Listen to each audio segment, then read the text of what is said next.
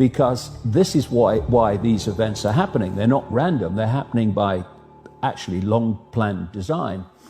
And when people hear another explanation of the world, which instead of presenting the world as a series of random dots, but actually connects them and says that's happening because of that, and that's happening because of that, and that's connected to that, and that's connected to that, and this is where they're all leading us, it's extraordinary to see the lights go on, and people go, and actually this makes far more sense than what I've got from the mainstream media.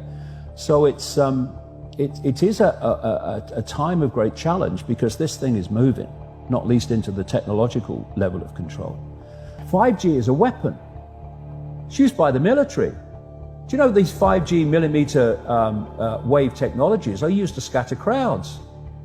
You know, they drive up in this technology when they want to scatter a cloud, and they put out these frequencies in a much higher power than 5G will be initially with us, but the same frequencies.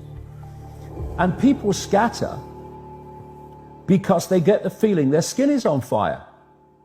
Because the human body, including the skin, is an antenna. It interacts with frequencies, and it receives and transmits information. At the cutting edge of understanding of DNA, scientists know that DNA is a receiver-transmitter of information. And so we are electromagnetic, electrical organisms, transmitters and receivers of information. When our electromagnetic fields are in balance and harmony, we have health. We have psychological health, and we have physical health.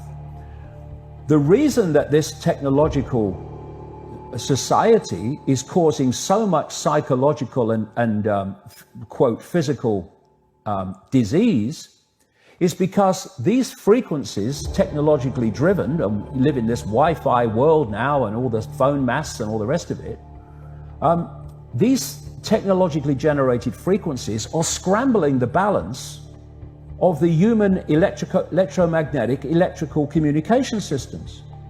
And if you scramble them, you create a state of disharmony, dis-ease, which plays through to physical and mental, emotional, psychological dis-ease. The brain processes information electrically. It communicates with the cellular structure electrically. And it operates within a certain band of frequency. If you can broadcast frequencies carrying information, this technology has long been known, carrying information and perceptions within the frequency that the brain decodes information, the brain will decode those frequencies and will have those perceptions. You can externally, even without connection to AI, although that's the piece de la resistance, if you like, that's the kind of holy grail. But even before that, you can influence people's perceptions externally by broadcasting these frequencies that we interact with, because we are antenna. Every thought, every emotional response is a frequency. It generates a frequency, and it is of itself a frequency. Hate is a frequency, and it's different to love. You know, when you are in a room and there's lots of aggression and conflict and hatred, you feel it. What do people say? Oh God, you can cut the atmosphere with a knife in there. That is because the frequencies of hate and conflict have been so generated, they have changed the electromagnetic field of the room.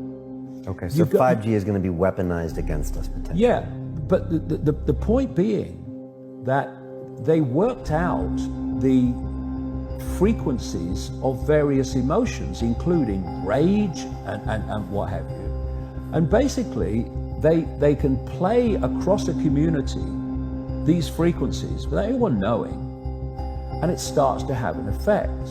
And you find there is very, very little that won't wait till you're on a landline, and you can have a proper conversation with someone without this burning your brain and without you constantly on it, because what is happening, and this cabal knows this, for a very long time, indeed right up to recent times, science believed that once the brain was formed, that was it. That's how it stayed. Now they know it's very different through this thing they call brain placidity. Brain placidity means the brain is changing in the way it processes information and the neuron networks it creates to process information on the basis of information received. So what we've had in this very short time is the human brain bombarded with digital electrical stimulus that it's never experienced before. 5G doesn't travel well because of the nature of its frequency. So instead of big towers, as we have now, broadcasting these frequencies long distances, it won't do that. And it doesn't go through solid objects, what we call solid objects, very well either. So to overcome that, there are going to be boxes broadcasting 5G, this weapon, down every street, all over the world. You're talking phenomenal numbers of these boxes broadcasting, like on the lamp standard outside your children's bedroom and stuff, broadcasting this stuff. There's no way you'll be able to go where you won't be in a field of 5G. It's changing the human brain. It's changing the way the brain processes information, and how we process information dictates our perception of reality. And people might not realize why they're feeling it, they start to feel it. And then what they do is they trigger that with an event, maybe some guy is attacked by the police or something, or somebody's arrested for something they didn't commit, and now there's the trigger. The blue touch paper's been lit of this manufactured frequency-driven rage, and you have mass riots and what have you, and people do things that they wouldn't normally do. And you can make people depressed. You know, the American military, they've admitted this.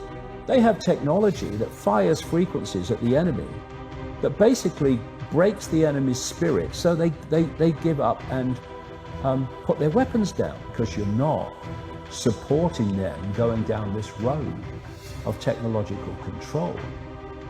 So when people say there's nothing I can do, I'm just little me, first of all, you're not little me, that's just your perception of yourself. But there's endless things we can do. The question is, are we going to do them? And that answer to that question will decide if we end up in this technological dystopia or whether we don't. And we better start making the choice quick, because it's moving fast.